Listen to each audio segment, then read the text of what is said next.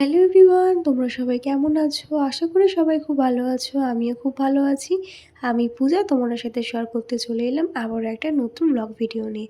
তো আগের পার্টে দেখিয়েছিলে আমরা ফুচকা খেয়েছিলাম, তারপরে কিন্তু আবার হাঁটা শুরু করে দিয়েছি। সাথে কিন্তু আমার মাম্মামও হাঁটা শুরু করে দিয়েছিল।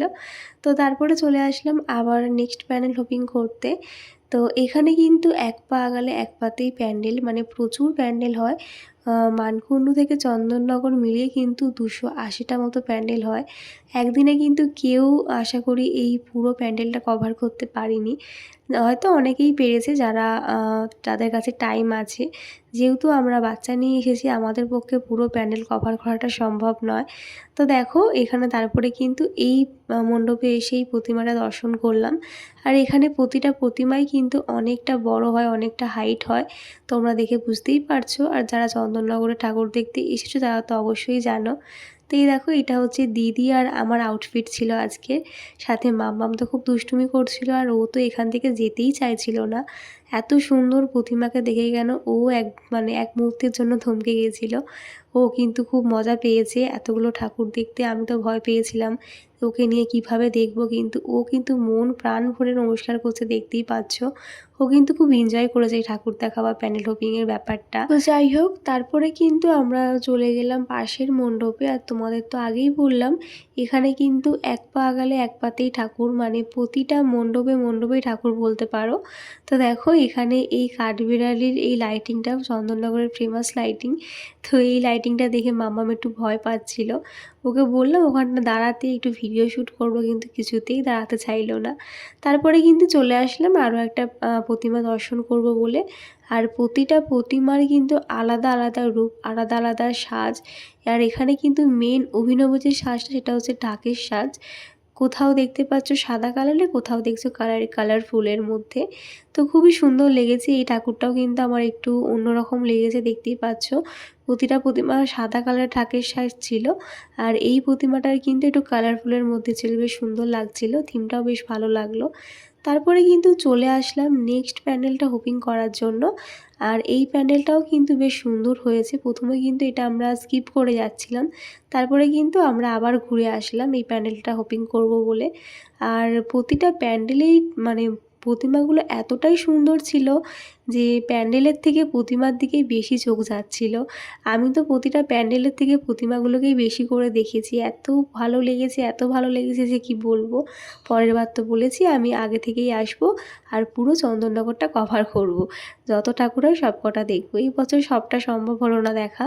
তো দেখো এই ভেতরটা তো বেশ সুন্দর সাজিয়েছিল, তবে তোমাদের বললাম না এখানে কিন্তু ভিড় হলো।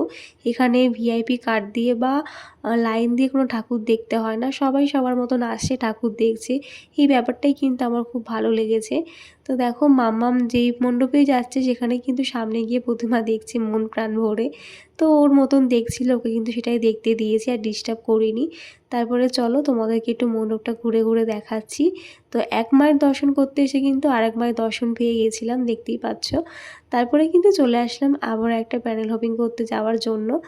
তো আমরা আজকে স্পেশালি এসেছিলাম হেলা পুকুরের প্যান্ডেলটা হোপিং করব বলে। সেখানে কিন্তু মাকে, মানে জগদ্ধাত্রী মাকে কিন্তু ডায়মন্ড দিয়ে সাজিয়েছিল। তো সেটাই কিন্তু দেখার বেশি ইচ্ছে ছিল, আর সাথে চন্দননগরের ঠাকুর দেখার তো অবশ্যই ইচ্ছে ছিল। তো ভাবতে পারিনি যে এবছর চন্দননগরের ঠাকুর আমি দর্শন করতে পারবো বলে। তো কপালে থাকলে আর মায়ের ইচ্ছা থাকলে, মায়ের ইচ্ছা ছিল বলেই কিন্তু আমাকে টেনে নিয়ে এসেছে চন্দননগর। তো দেখো তারপরে এই প্রতিমাটা দেখতে এসে দেখি এখানে কিন্তু পুকুরের মধ্যে খুব সুন্দর একটা লাইটিং করেছিল। এটা তোমাদের সাথে শেয়ার না করে থাকতে পারলাম না, খুবই সুন্দর, দেখতেই পাচ্ছ। তো চন্দননগরের থেকে কিন্তু মানকুণ্ডুতে বেশি ভালো ভালো প্যান্ডেল হয়েছে শুনেছি, তবে সেদিকটা যাওয়া হয়নি। তবে হ্যাঁ, একদম যাওয়ার পথে কিন্তু আমরা রানীমায়ের দর্শন করে বাড়ি ফিরেছিলাম। তো দেখো এখানে এসে মাম্মাম ঢাকের আওয়াজ শুনে কিন্তু নাচ শুরু করে দিয়েছিল। ও কিন্তু নাচতে খুব পছন্দ করে, ঠিক আমারই মতো। যেহেতু এখানে ঢাক বাজছিল তাই কিন্তু এখানে এসে নাচ শুরু করে দিয়েছে। যাই হোক, এরপরে কিন্তু আমরা চলে আসলাম পালপাড়ার প্যান্ডেলটা হোপিং করব বলে। তো এটা ছিল একদম ফ্রন্ট সাইডটা, ফ্রন্টে কিন্তু এরকম একটা থিম করেছিল। মানে সামনেটা দেখে কিন্তু বোঝাই যায়নি যে ভেতরটা এতটা সুন্দর করতে পারে। তো চলো তোমাদেরকে ভেতরটা ঘুরিয়ে দেখাই। ভেতরটা কিন্তু জাস্ট অসাধারণ করেছিল। মানে সামনে সামনের থিমটা দেখে আমি এক প্রকার ভাবছিলাম হয়তো অতটাও বড় নয় প্যান্ডেলটা। তবে যখন ভেতরে আস্তে আস্তে প্রবেশ করছিলাম তখন কিন্তু প্যান্ডেলের যেন একটা আলাদাই রূপ খুলে আসছিল। এত সুন্দর একটা থিম করেছে, এত ছোট একটা জায়গার মধ্যে সত্যি দেখে যেন তাক লেগে গেছিল। তো চলো তোমাদেরকে একটু ঘুরে ঘুরিয়ে দেখাই ভেতরটা ঠিক কীরকম থিম করেছিল। আর দেখো আমার পিছনে কত মানুষের ভিড়। এই প্যান্ডেলটা থেকেই কিন্তু আমরা একটু ভিড় পেয়েছিলাম। না হলে কিন্তু এর আগে যে কটা প্যান্ডেল দেখেছি সে কটা প্যান্ডেল কিন্তু বলতে গেলে ফাঁকায় ফাঁকায় দেখেছিলাম। তো ভিড় হলে কি হবে, এখানে কিন্তু কোনো ঠেলাঠালি বা ধাক্কাধাক্কি এরকম কোনো ব্যাপারই ছিল না। তাহলে কিন্তু মামামকে নিয়ে ঢোকাটা আমাদের পক্ষে পসিবল হতো না। তো যাই হোক, দেখতেই পাচ্ছ খুব সুন্দর একটা থিম করেছিল। আর এই ঠিক যেন মনে হচ্ছিলো কলকাতার প্যান্ডেল দেখছি আমরা, এতটাই সুন্দর একটা থিম তুলে ধরেছে এখানে।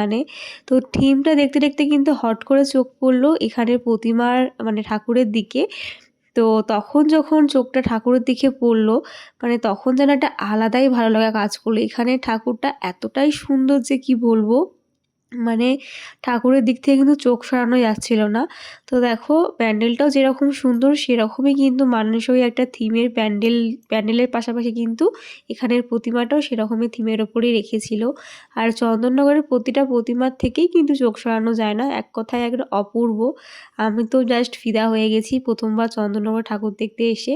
যাই হোক, কারা কারা এসেছিলে চন্দননগরে ঠাকুর দেখতে, প্যান্ডেল হপিং করতে, আর এই প্যান্ডেলটা কারা কারা দেখলে অবশ্যই কমেন্টে জানিও। তো ওই দেখো মা জগদ্ধাত্রীর মুখ কিন্তু এখান থেকে দেখা যাচ্ছে। তো চলো আর একটু কাছে গিয়ে তোমাদেরকে ভালো করে দেখাচ্ছি। তার আগে তোমরা জানিও তোমাদের এই প্যান্ডেলটা ঘুরে দেখতে ঠিক কতটা ভালো লাগলো। আমার তো জাস্ট দারুণ লেগেছে, অসাধারণ একটা প্যান্ডেলের থিম করেছিল, আমার ভীষণ পছন্দ হয়েছে। ওই দেখো মায়ের রূপ যেন এই প্যান্ডেলটার ভেতর থেকে একদম খুলে বেরিয়েছে, এতটাই সুন্দর লাগছিল যে কি বলবো, আমি ভাষা হারিয়ে ফেলছি, এতটাই অপূর্ব মায়ের রূপ। তো দেখো কত মানুষের ভিড়, কিন্তু ওই যে তোমাদের বললাম ভিড় হলে কি হবে, কোনো ঠেলাঠালি বা ধাক্কাধাক্কি কিছুই কিন্তু আমাদের সম্মুখীন হতে হয়নি। তো এই দেখো একদম ক্লোজে এসে তোমাদেরকে প্রতিমা দেখালাম, তোমরা জানিও। আর এই প্রতিমার কিন্তু একটা ইউনিক জিনিস শিখলাম, সেটা হচ্ছে মায়ের চুলে কিন্তু একটা প্রজাপতি ছিল, বাটারফ্লাই ছিল, সেটা মনে হয় সোনারই, খুব সুন্দর লাগছিল ওটা দেখে। তো যাই হোক, পালপাড়ার প্যান্ডেলটা দেখার পরে কিন্তু এবার আমরা যার জন্য চন্দননগর আসা হেলাপুকুরের প্যান্ডেল হপিং করতে চলে আসলাম। এই দেখো হেলাপুকুরের লাইটিং। আর এখানে কিন্তু এখানে চমক হচ্ছে, এখানে জগদ্ধাত্রী ঠাকুরকে কিন্তু ডায়মন্ডের সব নেকলেস পরিয়েছিল, ডায়মন্ডের উপরে সব সাজ পোশাক হয়েছিল। তো যাই হোক দেখো, পালপাড়ার প্যান্ডেলটা থেকে কিন্তু আমরা একটু ভিড় পেয়েছিলাম। আর তারপরে কিন্তু হেলাপুকুরে যেতে যেতে এখানেও একটু ভিড় পাচ্ছিলাম। তো এখানে আশা করাই যাচ্ছিল, কারণ এখানে যেহেতু প্রতিমাটা একটু ভাইরালও হয়েছে, তোমরা অনেকেই দেখেছো। আর আমার রিলস যারা আগে দেখে নিয়েছো তারা তো দেখেই নিয়েছো। তো দেখো এবার আমরা হাঁটতে হাঁটতে যাচ্ছি হেলাপুকুরের প্রতিমা দর্শনের জন্য। তো চলো তোমাদেরকে দেখাই, এই হচ্ছে গেট, এখান থেকে প্রবেশ করছি। এখানেও কিন্তু প্রচুর ভিড় ছিল, প্রচুর পুলিশ প্রোটেকশন ছিল, কিন্তু ভিড় হলে কি হবে, এখানেও কিন্তু কোনো ধাক্কাধাক্কি বা কেউ পড়ে যাওয়া এসবের কোনো কিছু সম্মুখীন কিন্তু আমাদের হতে হয়নি। তো এখানের প্যান্ডেলের এই থিমটাও কিন্তু বেশ দারুণ করেছিল, দেখতেই পাচ্ছ কত সুন্দর একটা ওপেনের মধ্যে, মানে পুরো খোলামেলা পরিবেশের মধ্যে কিন্তু প্যান্ডেলটা করেছিল। দেখে কিন্তু মনে হচ্ছিল না যে প্যান্ডেলটা খুব একটা মানে হেভির মধ্যে, সিম্পলের মধ্যে কিন্তু প্যান্ডেলটা খুব ভালো করেছে, আমার বেশ ভালো লেগেছে, যেহেতু একটু খোলামেলা জায়গার মধ্যে করেছে, অতটা মানে চাপাচাপি এরকম কোনো ব্যাপার ছিল না। তো দেখো এই হচ্ছে প্যান্ডেলটার দিকে তাকাবো না প্রতিমার দিকে তাকাবো সত্যি বুঝতে পারছিলাম না। তো প্যান্ডেলের কাছে আস্তে আস্তে কিন্তু আমরা ভাবছিলাম কখন মায়ের মুখটা দেখবো, দর্শন করবো। এতক্ষণ তো ফোনে দেখেছি, মানে ফোনে দেখছিলাম, খুব ভাইরাল হয়েছে এই প্রতিমাটা। তো যাই হোক, অনেকক্ষণ অপেক্ষা করার পরে কিন্তু ফাইনালি আমাদের সেই শুভক্ষণটা চলেই আসলো মায়ের মুখ দর্শন করার। আর আমরা কিন্তু ঠেলে ঠুলে একদম মায়ের সামনেই এসেছিলাম, একদম কিন্তু পেছন দিকে যাইনি। আমরা একটু ওয়েট করে গিয়েছিলাম যাতে সামনে আসতে পারি। আর তোমরা তো এই ভিডিওটা দেখেই নিয়েছো, এই ভিডিওটা শ্যুট করার জন্যই কিন্তু আমরা একদম সামনে এসেছিলাম। তো আমরা খুব ভালো করে মাকে দর্শন করতে পেরেছি, মায়ের ভিডিও ক্লিপগুলো খুব ভালো করে নিতে পেরেছি। আশা করি তোমাদেরকেও ভিডিওর মাধ্যমে তুলে ধরছি তোমাদের কাছে, তোমরাও দেখতে পাবে।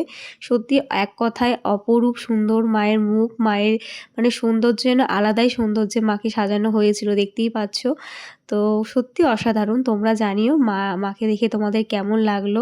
তো এই যে এই ভিডিওটা তোমরা আশা করি দেখেই নিয়েছো আমার ইউটিউব চ্যানেল বা আমার ফেসবুকে, দেখতেই পাচ্ছ আমরা কিন্তু একদম সামনে ছিলাম। সেখান থেকে কিন্তু মায়ের ভিডিও ফুটেজটা আমি ভালো করেই নিতে পেরেছি। এই দেখো মাকে কি অপরূপ সুন্দরই না লাগছে। আর এই ডায়মন্ডের জুয়েলারির সাথে কিন্তু মায়ের শাড়ির কালারটা একদম দারুণ লাগছিল, খুব সুন্দর যাচ্ছিল। তো ভালো মতন ওখানে অনেকক্ষণ দাঁড়াতে দিয়েছিল, অনেকক্ষণ দাঁড়িয়ে আমরা ভিডিওগুলোও শ্যুট করেছিলাম। তারপরে কিন্তু একটু বেরিয়ে এখানে সোনু, জামাইবাবু ওরা একটু চা খাচ্ছিল। আমাকে বলছিল কিন্তু আমি চা যেহেতু খাই না, তাই কিন্তু আমি আর চা খেলাম না। আমি আর দিদি চা খাইনি, কিন্তু ওরা চা খেয়েছিল। তো মানে মন প্রাণ সব জুড়িয়ে গেছে এই ঠাকুরটা দেখার জন্যই কিন্তু চন্দননগরে আসা আমাদের। তারপরে কিন্তু বেরিয়ে চলে আসলাম পাশেরই একটা মণ্ডপে। আর এখানে কিন্তু এক পা আগালে এক পাতেই ঠাকুর, মানে প্রতিটা মণ্ডপে মণ্ডপে ঠাকুর পাড়াতে। একই পাড়ায় হয়তো ২টো ৩টে করে পুজো হয়, এরকম একটা ব্যাপার। যাই হোক আমাদের কিন্তু ঠাকুর দেখা প্রায় হয়েই এসেছে। আর বাড়ি যাওয়ার পথে কিন্তু আমরা টোটো ধরে চলে গেছিলাম রানীমার কাছে। চন্দননগর আসবো, রানীমাকে দর্শন করবো না তা তো হয় না। আর এখানে গিয়ে আমার ফোনের চার্জ একদম শেষ হয়ে গেছিলো, তাই কিন্তু মায়ের সেরকম একটা ভিডিও করতে পারিনি। তাছাড়াও যেহেতু ছিল আজকে অষ্টমী, ওখানে প্রচণ্ড ভিড় ছিল। তো যাই হোক তারপরে কিন্তু আমরা ওখান থেকে টোটো ধরে চলে আসলাম সোজা আবার ফেরিঘাটে। এখানে এসে দেখি প্রচুর ভিড়, যেহেতু সবাই বাড়ি ফিরছে। তো এরপর আমার আর কোনো ভিডিও শ্যুট করা হয়নি, আমার ফোনের চার্জ শেষ হয়ে গেছিলো। তো চলো আজকের ভিডিওটা আমি এখানে শেষ করলাম। তোমাদের কেমন লাগলো জানাতে কেউ ভুলো না। দেখা হচ্ছে নেক্সট ভিডিওতে। বাই সবাইকে।